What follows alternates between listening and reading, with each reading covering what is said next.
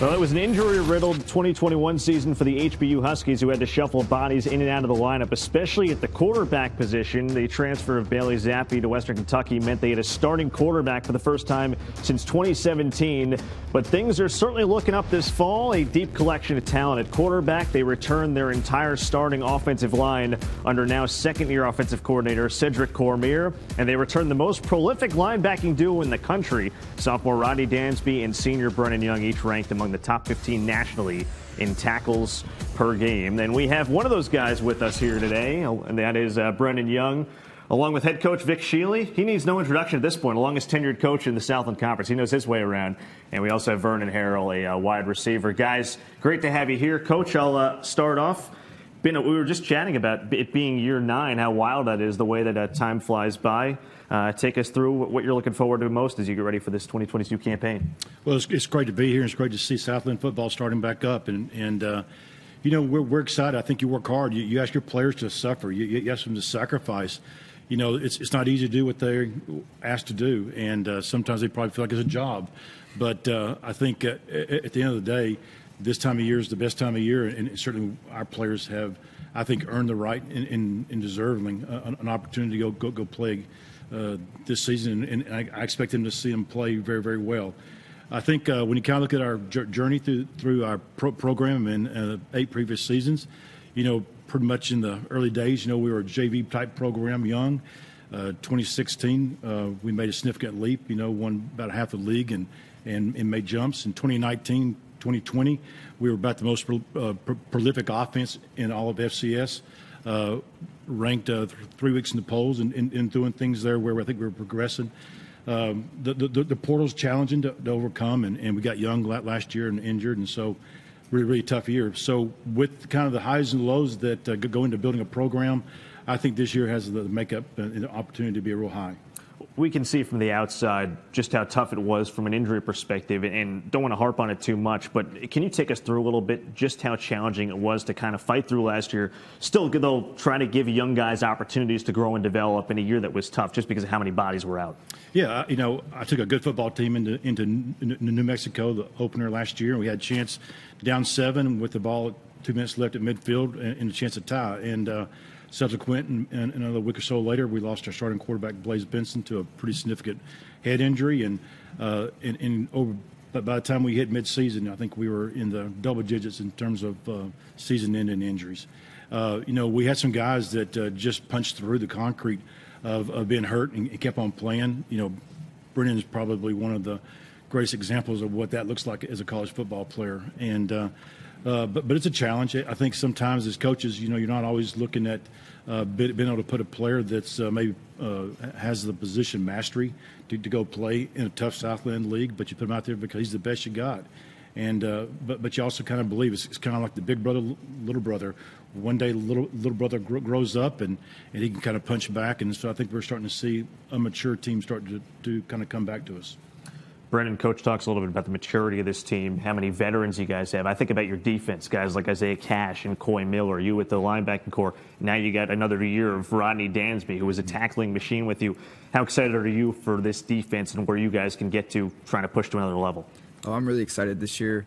Coach Ichis has developed a little bit more to our scheme. He's kind of fit the scheme to the players that we have. And overall defense, we just have a different mentality, a different savagery to us that we're really excited to go on the field and show people what we're about to do. Is it possible that maybe they change the nickname or something to LBU just for linebacker U with the way that you guys have led the conference in tackles consistently now? I think it's over for the course of the last 5 or 6 years. Yes, sir. I mean, it's in our room. It's something we talk about every day. Coach Hinshaw, our linebacker coach, he expects us to go out there and be the best leaders on the team and be tackling machines.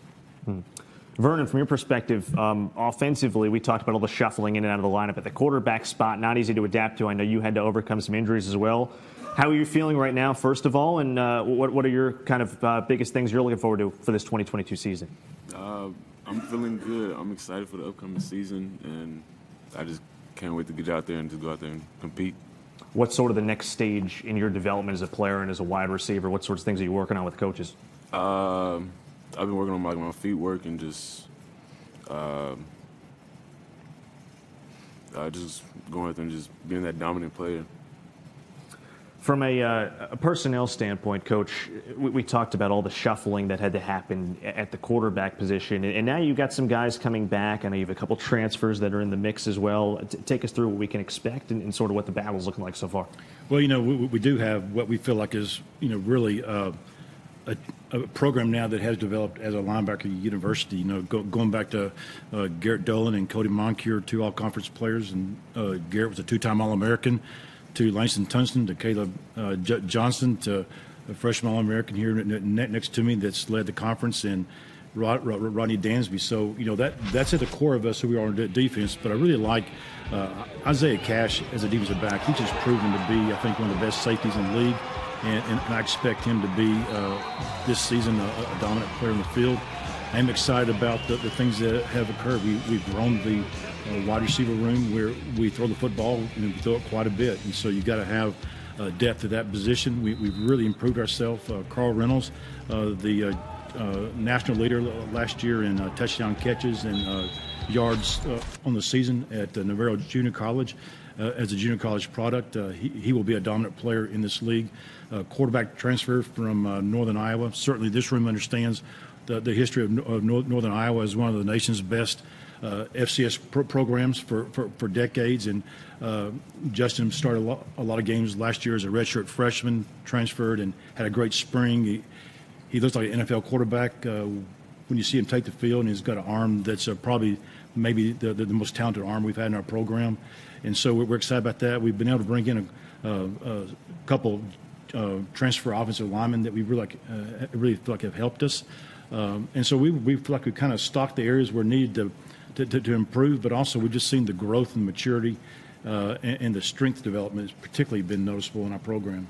And I would guess, too, from a growth and maturity standpoint of the offense, to have now it be year 2 for Cedric Cormier, and then hopefully have a healthy system and a healthy offense, and especially quarterback, that's only going to help the evolution and the way that you guys develop. Coach Cormier came in. It's a tough situation, to kind of follow, the offensive numbers that were being put up. But we schematically and concept-wise, we haven't changed very much. Certain the personalities begin to kind of change a little bit there within the unit, but we're on course. I like where we're headed. I like the job that our staff does offensively, and you got to have parts of the puzzle that give you a chance to go be great. And we have a lot more players that I think fit the scheme of what we recruit for and have developed into that, and I expect us to once again to kind of prove to be one of the best offenses around. Coach was talking earlier about the linebacking spot. You mentioned a little bit the way that you guys develop, but playing with a guy like Rodney and then following guys like Caleb Johnson and the way that the system has been with the linebacking core, just take us through kind of what it's taken for you guys to get to this point in terms of how good the linebackers have been year after year. Well, I'll say consistently from the first year I was there till now, we really do hold each other accountable in our linebacker room, and we coach off each other. Like what Coach Inshaw tells us, we'll work. Bailey's impact, it makes it easier to go have conversations with the next quarterback in recruiting. And without Bailey Zappi and him in our program and the success he's had, I don't think we get a guy like Justin Fomby and the DNA and already the winning experience he has from Northern Iowa. So I think, it's huge. We're recruiting good players, and everybody's trying to develop them, so wish Bailey well and Jareth as they compete to make terms. And I think sometimes those guys, you remember when they're freshmen in your program, and now you're talking to Jareth, and he's talking about staying after practice, throwing with Tom Brady every day, and you begin to see the opportunities that come, when kids work hard. Yeah, that's got to be a decent feeling having that. Absolutely. Having that football come your way. For both of you guys, too, when you think about what Coach and I are discussing there, and then also, the development of a guy like Caleb Johnson, who's now made it with the Bears and is making an impact. For both of you, what does that do for your confidence level, knowing the coaching staff you have behind you and the way that now they are developing pros in this system? Well, for all those guys, it was really just hard work, and they made the most out of their opportunities on the field and off the field. And our coaches, they definitely don't sell us short when it comes to film or on the practice field. So I feel like it's just a combination of all that. Mm-hmm. In terms of kind of looking at I guess just HBU in general, as far as the schedule goes, what you guys are looking at in terms of the non-conference. I know you have some in-state opponents that you'll get to play this year. What are you looking forward to most for the non-conference, and then also as you approach conference play too? Well, I think, for us, an opportunity as a Southland Conference school to play other FCS schools across the country, that's one of the biggest things that you have an opportunity. I know a couple of years ago, South Dakota was ranked nationally. We went in there and had a great win. They're on the road, and it propelled us for 3 weeks in the rankings. And so it gives you that national exposure. That this year with Northern Colorado week 1, and then mid-season UT Martin, who won the Ohio Valley and was a playoff team. I think those are opportunities you look forward to in a program. For us, a Texas school playing a Texas FBS school, so playing Texas State will always be something that our players will really look forward to. Obviously, they know many of the players. They play against them in high school. Many of them will probably share some high school background. So I think that's important. And then as we get into the conference, I think having Lamar back is huge for the Southland. And Coach Morgan was finishing his last year as a player. My first year, I was a long-time assistant there at Air Force, and so it was kind of nice to be with Blaine. He stayed around as a grad assistant lieutenant for us for a couple of years, and so Blaine is a good friend. So I don't like playing good friends, but I still want to beat and kind of knock Blaine's lips off. So we'll enjoy that moment. But having Incarnate Word come back, and then with Coach Bailiff, I think for all of us that know Texas football, high school football, and college football, Dave Bailiff is an iconic name, and the program there at Commerce is a winning program, and that combination, Commerce will be a great addition to the league. I was going to say, it's always nice, I'm guessing, to add a possible Texas rivalry, so you'll get another one there for sure. We'll open up for Q&A now as well. If you've got a question, just state your name and affiliation. We'll try to get to you. I think right over here we've got one. Robert Kelly, Tech Sport Publications. Vic, you're starting your first game on the road, Northern Dakota, up in Greeley. Do you do anything with the athletes to prepare them for playing at altitude, or do you find that's not an issue? Or Robert, last year I opened up there in Albuquerque with about 5,000 feet, and I think Greeley's probably around 5,000, 4,500. It's nothing like being my days at Air Force playing Wyoming at 8,500. So, we're not in that rare air. But, I think that, we talked a bit driving over yesterday. Sometimes when you're in those long runs, I think Vernon had a long pass, and I think he got up and kind of realized that it was not probably quite at sea level any longer. But, I think at that level, it's not really – when I was at Air Force, there are all kinds of studies done on altitude, and we enjoy seeing people suffer at 7,000 feet. We won't suffer at 4,500, and it'll probably be about 20 degrees cooler than it is right now in Houston. So our guys will be excited to play that day. Well, that brings up my next question. The brutal heat we're having over in Houston. I noticed a lot of the early games are at later, 6 p.m. start. Are you doing anything special, like, I don't know, anything that you're doing to deal with the heat? Because I know a lot of the high school practices are pushed into evenings, early mornings. Are you doing anything such as that? Yeah, the first 2 weeks we'll go in the evenings. It gives us actually a chance to lift them harder during the day, to meet and have walkthroughs. We can walk through inside the gyms and things where, you kind of just keep them from the heat. But by the time we hit 7:30, by 8 o'clock, you think you're in Hawaii. So, it feels great. So that's been successful for us in previous years where it's been pretty hot. And then we'll transition after a couple of weeks to early morning practices. It gives us a chance to become a little more acclimated to the heat. And we'll kind of let that carry us into game week, which is now practicing in the afternoon. So I thought last year I probably took them into New Mexico a little bit tired. It was a hot summer also, and so really trying to work hard. And we're kind of adjusting how some things are being done. Just real quick, I think there are some contemporary thoughts about how many days you practice hard without having a day where you kind of take the pads off and do some things more with the kicking game to really bring the guys back quicker so that you never send them into kind of that red zone. So we're looking at some areas where science is kind of driving us in terms of having them best prepared. How do you feel about playing in the heat? I mean, I've played in it since I was little. So it's nothing new. I've been in Houston since I was born, so I'm used to it at this point. Yes,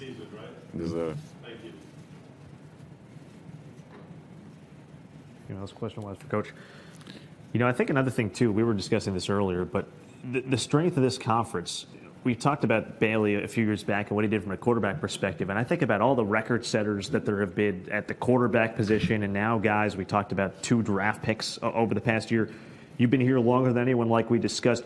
What have you seen from a talent perspective, and then also just kind of a balanced perspective of the league as a whole? It feels like it's in a really good place right now as it moves towards multiple FCS bids year in, year out. Yeah.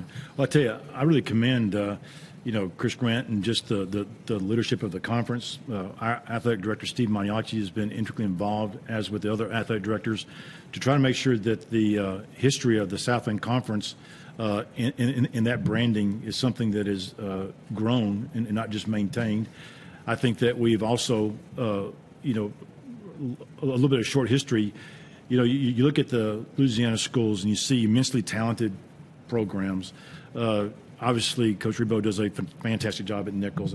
I hugely respect what Brad does there at Northwestern. Obviously, Frank's got it rolling there at Southeastern. And, it'd be kind of fun to see another new coach there at McNeese and that comes in with a lot of big offensive explosiveness, too. And so I think the Louisiana schools will always be in the thick of this conference. There's huge respect on the Texas side for the conference that exists in Louisiana. But, I think kind of getting some of the numbers back up on Texas, where it's now 4 against 4, that's a good thing for the conference to have a little bit of that rivalry and kind of less fit off each other. But, these are great times for the league. And I know right now we're talking tough times, FBS level, FCS level, trying to figure out what conferences look like. And probably at most media days, the questions are more on conferences than they are sometimes on players. And here soon we'll get back to talking about players. But, I bet every 10 years I was a defense coordinator at Kansas before coming to HBU, and when I was there, we were going through whole conference conversations at that time too. And so this is nothing new. I think about every 10 years we got to stir it up all over again and then settle back down, and things will settle and we'll have a fun time playing. Brennan, I wanted to ask you about this too before we finish. Academic All-Star for you another time. I think it's 3 straight years now HBU has had a representative. Tell me how important that is to you to earn that kind of honor, and really what it's taken for you to be that successful classroom and then on the field. We know what a great all-conference player you are. Well, personally, I really appreciate it. I like to be recognized for doing good. I guess everybody does. And then honestly, I just turn in my work. There's not much to it. I just turn it in and try to do my best on it, and that's it really. So unlike me getting all my assignments in on time in high school and college, basically. Exactly. Okay. That's all it is. Noted, man, for sure. Coach, real quick, tell me something about each of these 2 guys that we might not know, or what impresses you most, something funny, whatever you got for us. Well, collectively, both of them had over 3.5 GPAs. They graduated inside of 4 years. They're already in their masters, and so they are the true student athlete. Sometimes this day and time, with all the conversations going on with the contemporary topics, we forget that at the core of it, it's about young men having an opportunity to better themselves as men and educated men. So I have huge respect for them. I look at Brennan, and it's not common sometimes to suffer the way that linebackers have to suffer in this game. We kind of laugh and talk that after about week 2 or week 3 of a season, if a linebacker doesn't have a shoulder that's feels like it's about ready to fall off, then he hadn't hit anybody. But Brennan will not stop. Brennan played almost every single snap for us last year, if not every snap.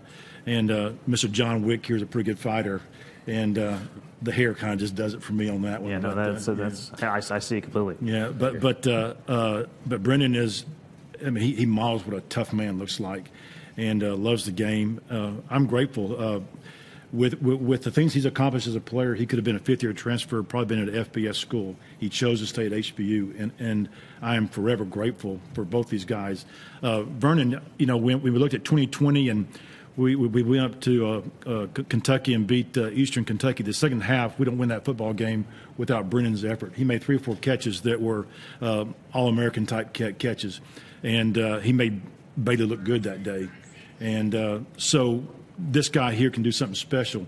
When you have a fifth-year guy that's had to endure injury and had several seasons where the injury component just robbed him of some of the reward that comes with hard work, and to see him choose to say that my football career's not over with yet, knowing the impact that he can have, and he's the best-looking man comes to that door, almost today, and a big old tall receiver like that, it's what the NFL guys, and when they come in the spring, I want to know who number 14 is.